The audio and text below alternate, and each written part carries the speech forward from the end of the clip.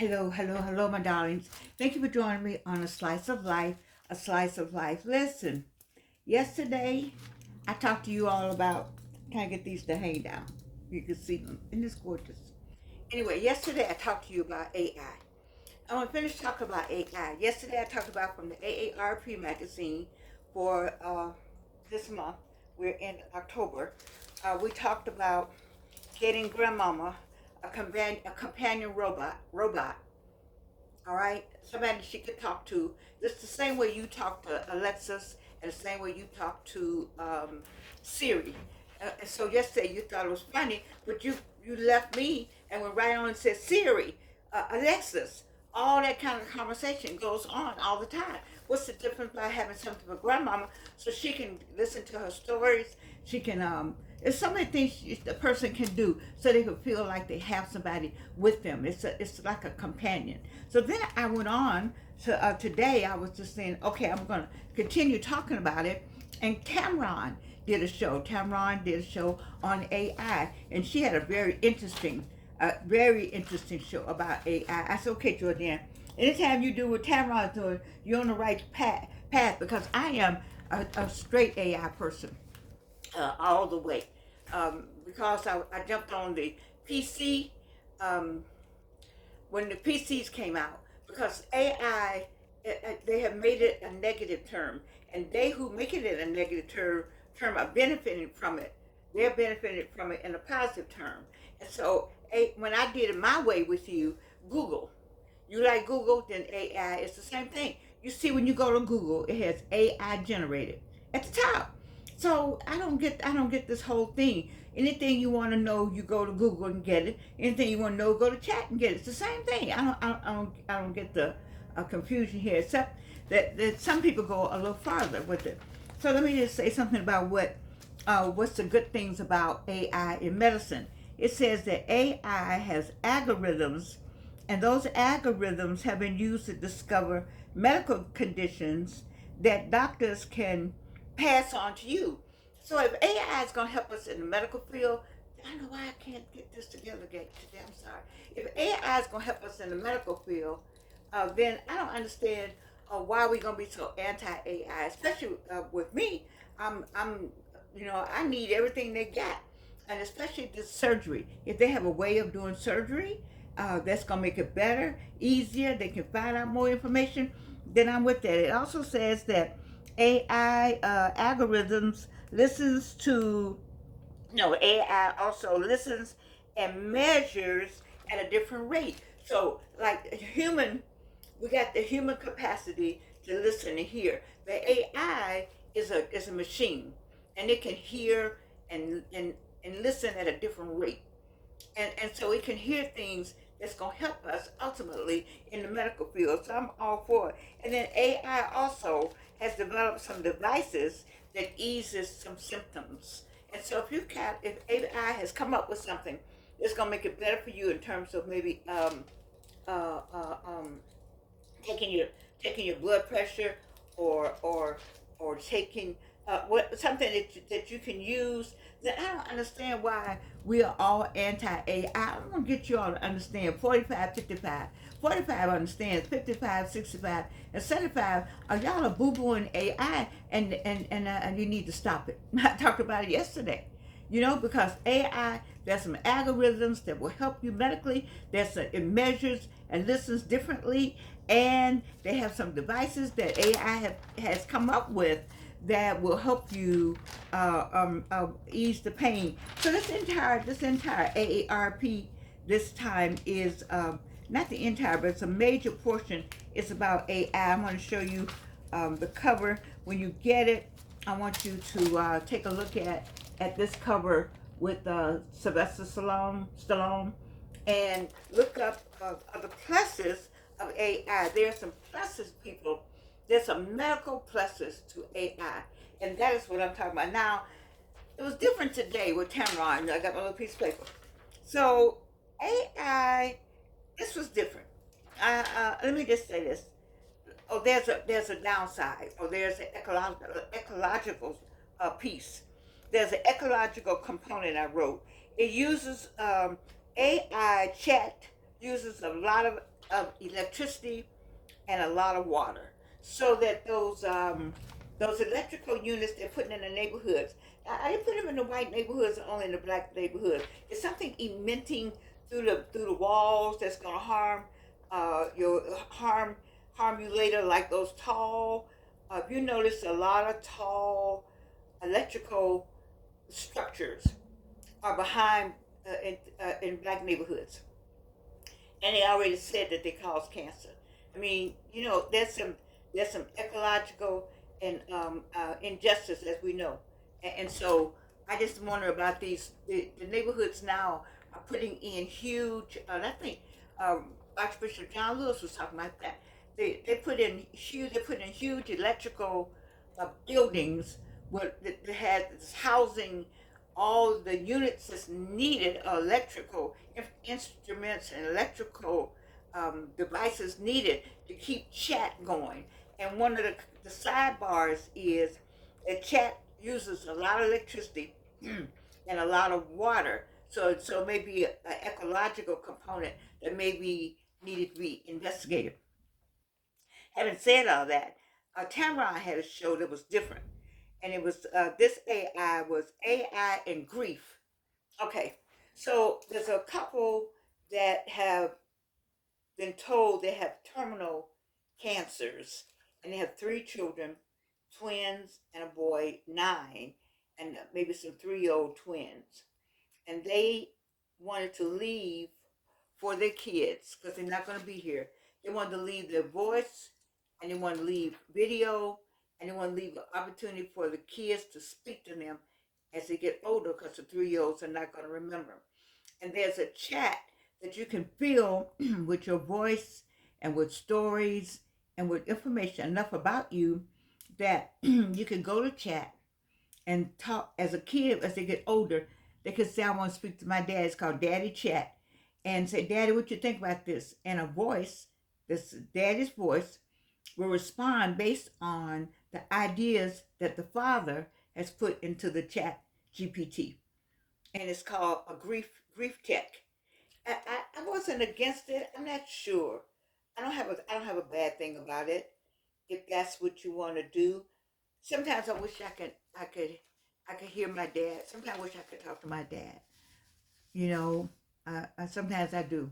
Sometimes I have family members, mom, everybody. You want to talk to them. You just want to say, you just want to hear their voices again. And Tamron said they saved for her father. He left a voice message. They saved that voice message as long as they could, just to hear his voice. So there's some pluses to this.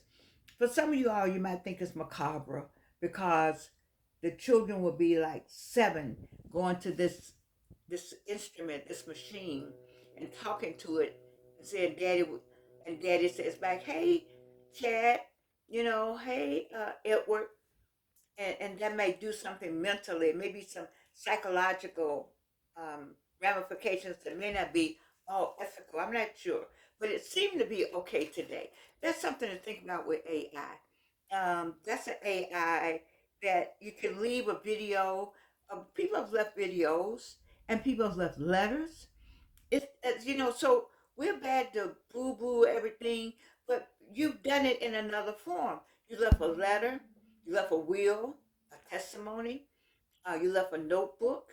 You have left things before for the next generation, or for that you're not gonna be able to make it, and so you leave a little note.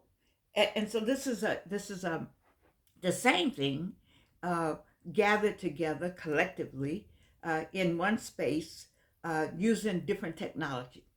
And that's how I think we should take a serious look at that and think about it. The next one was, I thought it was pretty strange, but who knows?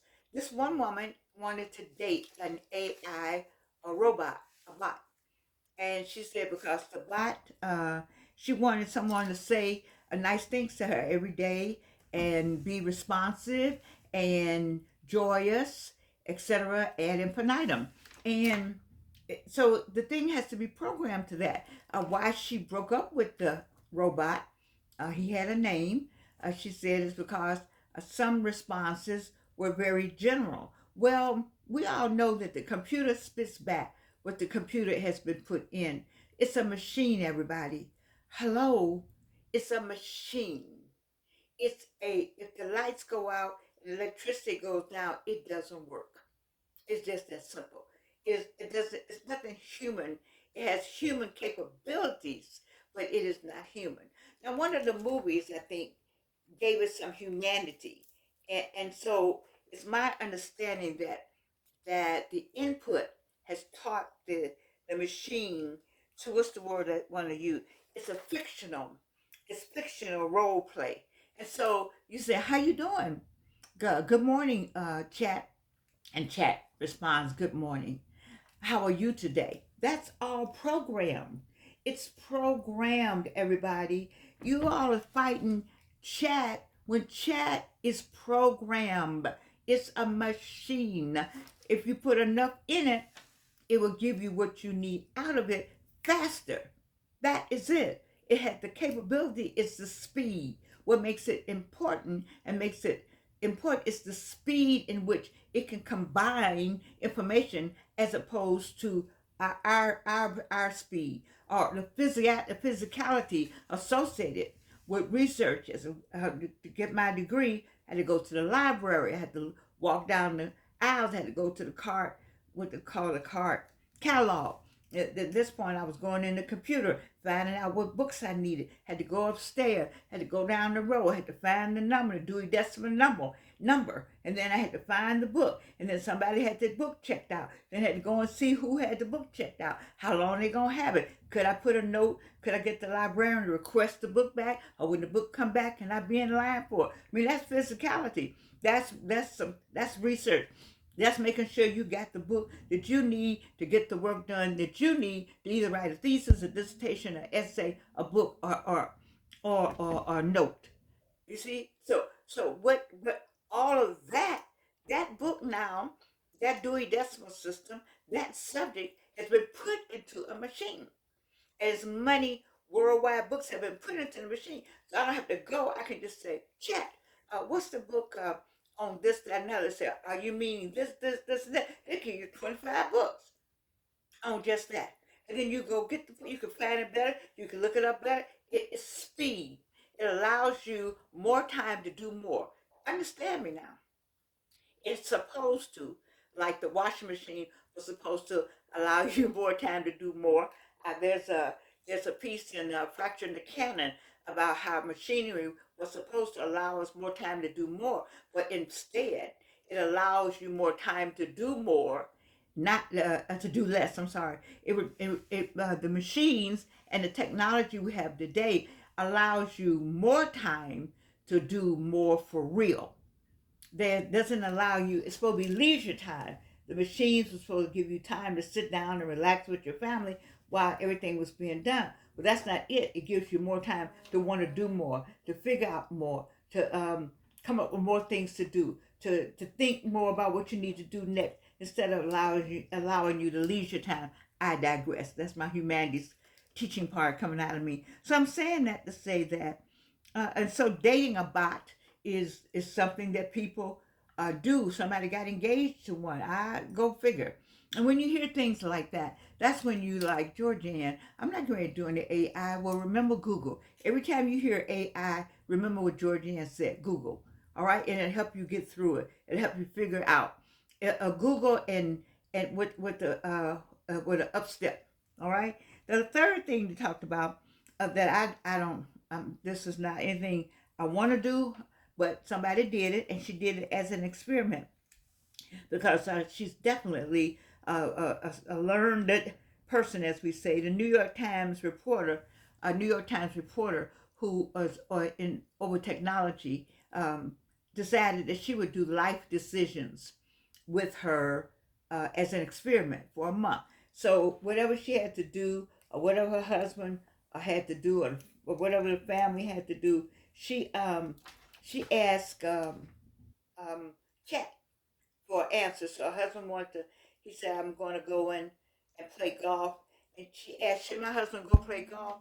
You know, that kind of thing. She got a haircut based on what Chat said. She looked better with her longer hair. Truth be told, she got her office painted um, the color that Chat said. and the audience, Tamron, and all of us agreed that it was horrible. But she did. It was an experiment, and it's an experiment. You don't you. We're not making that. We're not doing that because I've already said it's a machine. Remember that chat is a machine. It only can put out what's been put in, and what makes it so different, or what makes it um,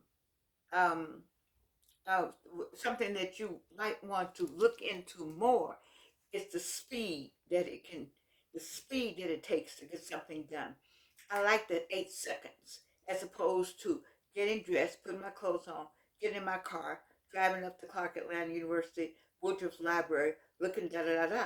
And I think now there's more digital um, there's more digital resources in your computer at home, I do believe now, than it was when I was getting my degree for 2006 graduation. And God knows when we were over at Spelman in the 60s. So I just wanted to share with you the whole AI idea, and that for you to remember that it's a machine, it's designed to be engaging. The machine is designed to be engaging. And so if you say hello, it's gonna say hello back. You're going, ooh, you know, but it's also designed to pick up your not your voice, not your voice, the literal, but your voice and thinking, your how it's smart enough that if you put in third grade level, then it's gonna give you third grade back. Okay, if that's your voice, if your voice is at the third grade, then that's what it's gonna get back. It's gonna be competent. It's gonna find everything, anywhere, everybody, whatever that movie is, that's third grade. You get it? And so you have to know what to put in, and those are called prompts. You have to know what prompts to put in. And so people sell prompts. My daughter sells prompts over on her channel, her school channel, the SKOOL channel. I think that's what they call it. But a lot of people sell prompts because you got to know. You can't just go and chat and say, people are not getting back what they want to get back because they don't know what to put in. You got to know what to put in. I know I'm very good. I'm not selling any prompts right now, but my daughter's selling prompts, and prompts are being there's a whole. I think Arlen Hamilton has a whole program on prompts. If you go on YouTube, you'll find people selling prompts, how to do prompts. It's a skill, and some of us are innate with it. Some of us know how to do it. My good friend, my lovely, lovely, beautiful good friend taught me about ChatGPT 2 years ago, maybe. I've been on a long time. So by now, it's just a piece of cake for me, you see? And so, and here's the thing, I don't want to uh, be bothering people with, can you look at this for me? Can you look at that for me? I'm not doing all that. I don't do all that. I just say, can you look at this for me? That's it. Because I've already gotten all the work. You have to do some work. Now, there are people who don't want to do any work, but that's a whole different ball game. I'm not talking about those people. But I'm talking about the people who really done the work and just need to check here, editorialize, get some thoughts, upgrade the language, um, and enhance the work. All of that that you've already done. And so that's my take on AI. I've just done 2 days on it now. I don't want my 55 and 65 and 75 year olds to run away from it, 75 and more, to run away from it, to go in and look and see what you have. I ran across a work tonight. I wrote a piece called "When Will I Be Human?" When will I be human? I'm gonna turn that into something. I saw that tonight. I haven't, I've done a lot of work. Grateful that I have. But I wrote this piece called "When Will I Be Human?" And if I hadn't been looking for something, I never would have found that. I didn't remember that I wrote it some time ago now. Some time ago, maybe 2 or 3 years ago, I wrote it. And so I'm going to work on it tonight. When I work on "When Will I Be Human?", I don't have you to ask. I don't have you to ask. Although by the time you write in the comments, when will I be human? When will I be human? Then I gotta get that back, get your. So I already know what I'm gonna do. I know how I'm gonna ask. I'm gonna just ask my daughter, But if she comes in and they got so much work to do, we all doing a lot of work. I just ask chat. What you think about when will I be human? You see, and that's my piece. You see, so I'm just saying, you got ideas out there, and very smart people. My people on this screen, I just keep doing this because this is so pretty to me. My people on this screen, I'm just gonna talk like this. I think it's gorgeous. Um, you're very smart, and you're sitting on ideas. You're just sitting on them. You're not executing them. You see. And so I just would like for you to look into getting prompts, remembering Google, remembering chat. Remember, it's a machine. It can only give back what you put in. And it's taught to be engaging. This has been programmed to be engaging, but it's a role play. These are not real people in the chat. And the only reason why I said I wanted to get something from grandmama, because nobody's talking to her. Nobody's in the room with her. And grandmama and grandpapa need to be able to say something, and then something comes back. I think mentally that will be a help, because it is role playing, and because it can role play with the grandmama and granddaddy in terms of turn on. I like to hear this book and what's going on in the news today. My eyesight is not like it used to be. What's on the news today? They can ask questions like that and actually hear somebody speak to them who's not bored, who doesn't want to be there, who is in a hurry, and they say, "Sorry, I didn't hear you," and the thing would say, "Oh, I apologize," because it's trained to say that. Let me start it over. Do you want me to start all over again? Grandmama, grandpa, they need to hear that. Do you understand why I'm supporting the AARP? And I don't get any money because all you all worry about my pocketbook. I've never seen so many people who try to ask me in such a way, am I getting paid? Oh my God, did you buy any Georgian skin trees? And how many white people have you made rich while you worry about my pocketbook? Okay, I'm sorry. This right here does not pay me. But the information is what I want people to have. I do this because I want you to know this information. I want you to have the best life and have the very best life God has given you. Don't get caught up in all this. Okay, somebody said, why are you talking about not to be concerned about Washington? I didn't say don't be concerned about it. No, no, no, no. No, no, no, I didn't say that. I'm saying that they got a plan. What's your plan? You worry about their plan and you don't have a plan. Once you know what's going on. You already know what's going on. So since you know that that's going on, get into your plan. Work out your stuff. Just everything I'm telling you, whatever else I can share with you that's gonna help you have a better life, that's gonna give you that boost in life, that's gonna make it better for you. That is why I'm here. I'm here for that purpose. Because I need it for Georgia. I talk to you like I'm talking to me. I'm an 83-year-old, 3 times cancer survivor. I'm not you. I'm keeping you out the coffin as long as God is keeping me out the coffin. And then saying that you got so much to give. Let's start sharing it with one another, collaborating with one another instead of asking and worrying about somebody else's pocketbook. People need now. Collaboratively, we're worth $9 trillion. Where those $9 trillion going at Christmas time and Thanksgiving time? People not getting their snap. You say, oh, that's not me. Well, it's going to impact your Publix and your Kroger and the trucking industry. It is. So as many people as you can help. Some of y'all sitting on $2 or $3, get some boxes and help some people as much as you can. We all are doing that.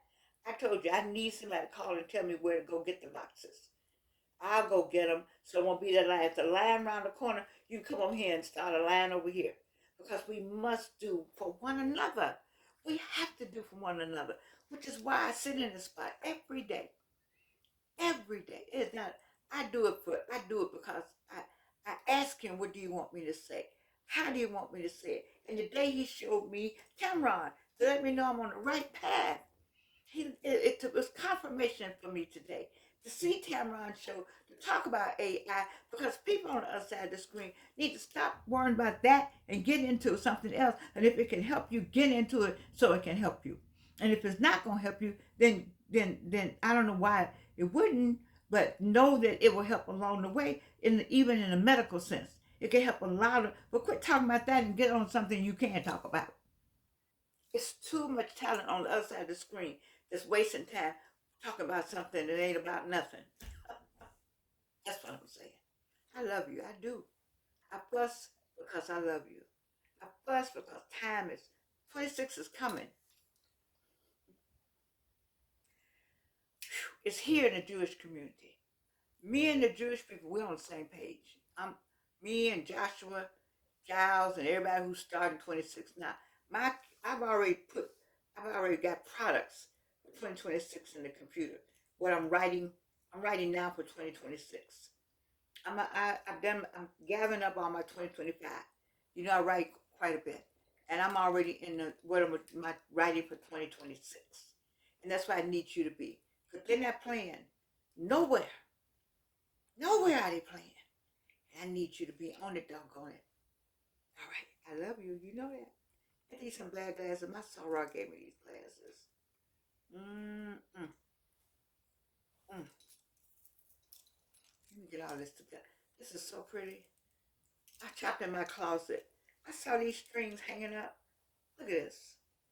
Gorgeous. Smooth. Mm. Okay, I love you. And you can't do anything about it.